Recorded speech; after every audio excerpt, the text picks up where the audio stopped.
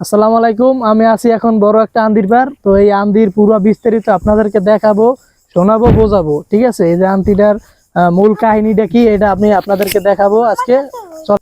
আসসালামু আলাইকুম ভাই। ওয়ালাইকুম সালাম।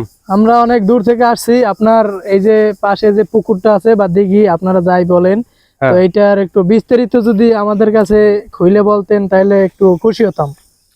বিস্তারিত বলতে কি, এটা তো পুকুরটা অনেক বিস্তৃত। আপনি যেটা কইছেন বিস্তৃতই আছে ঘটনাটা। আবার মাইন্ড করেন না, আপনাগুলো কিন্তু আমি চ্যাংড়ামি হই না, বুঝছেন।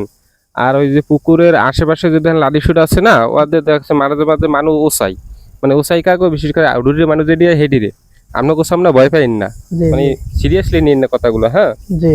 আর কথা হলো যে বসেন, আপনারা কথা কম আড়াই খেয়ে আপনি কে এটা ঘটনা হচ্ছে এই পুকুরের এই যে সম্পত্তি যা দেখেন, এই পুকুর এই ডান দিকেও দেখেন খোলা মোলা, এই সব সম্পত্তি আসলে আমার দাদার, বুঝলেন। সব দাদা বেচছে কি দামে জানেন? অনেক বড় এরিয়া। হ্যাঁ, মাত্র 5 টাকার বিনিময়ে হ্যাঁ সব বেচছে লাইছে। আজকে তো দুইটা মোটরসাইকেল আজকে আর কোটি কোটি টাকা দাম, কথা বলছেন।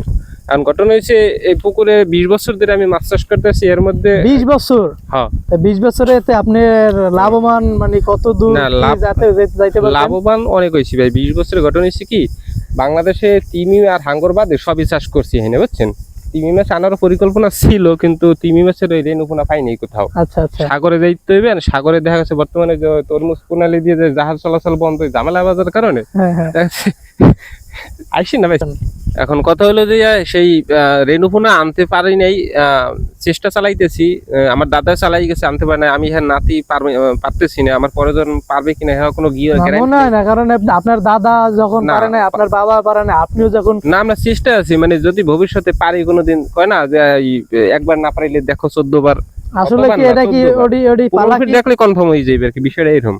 কারণ কথা হলো যে মনে করেন এই যে মাছের যে আপনি পিট গুলো দেখছেন, যে পিট যে বাসায় নেই অনেক জায়গায়, হ্যাঁ আমি এটা দেখতেছি এই যে ভিতরে। এখন এই যে পিটের বিষয়টা আমি ভাঙ্গে কই, এরা গভীরতা আছে কমপক্ষে 20 ফিট, বুঝছেন। এখন 20 ফিট গভীরতা, কিন্তু মাছের তারপর পিট দেখা যায়। বর্তমানে এই পুকুরের মধ্যে দেশি কিছু মাছ আছে, পাশাপাশি কিছু হাঙ্গর আইনে ছাড়ছিলাম, ওইগুলোর এই কাটাগুলো দেখা যায়।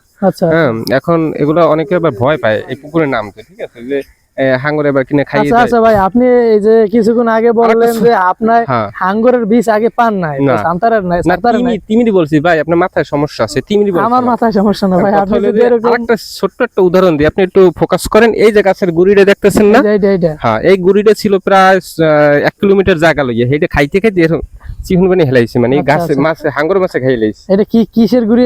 এটা গাছের গুড়ি। এটা ছিল 1 কিলোমিটার জায়গা লই, বিশাল গাছ। 1 কিলোমিটার তো আপনার মনে হয় যে পুরো মানে আন্দিটাও হবে না। আন্দিটা না, আন্দিটা কত কম হইবে, আপনি বেশি বুঝেন না।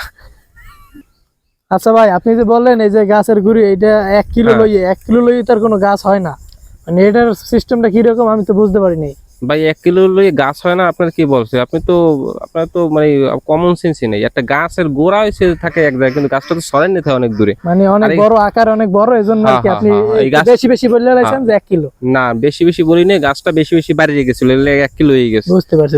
ঘটনা হয়েছে কি, আমি বলি, এই গাছটা হচ্ছে এই গাছ, এই আপনারা মাঝে মাঝে কিছু কিছু গাছের নাম শুনছেন, আবার অনেকে শোনেন নাই। এই গাছটা হচ্ছে একটা আনকমন গাছ। গাছটার নাম হচ্ছে যে আপনার এই যে হট্টিটিটি গাছ। হয়তো এই গাছের নাম কেউ শুনেন না, এটা বিদেশ দিয়ে আনছিল আমার দাদাই, কিন্তু আমার দাদা হট্টিটিটি গাছ। হ্যাঁ, তো এটার দুইটা চারা চড়া রোপণ করার জন্য না এটা করি না, কারণ এটা গাছটা শুধুমাত্র নির্দিষ্ট কিছু পরিবেশ ছাড়া হয় না। আর এই যে কেমন করে আমরা বিভিন্ন সিজনে ধরেন বিভিন্ন রকমের পরিবেশে এখানে বানাই, মানে কৃত্রিম ভাবে, এটা আপনারা বুঝবেন না, কারণ আপনারা কোনো সময় দেখেন না। ঘটনা হয়েছে যে ভাই চা খামো তো, একটু ব্রেক দেন, থামেন।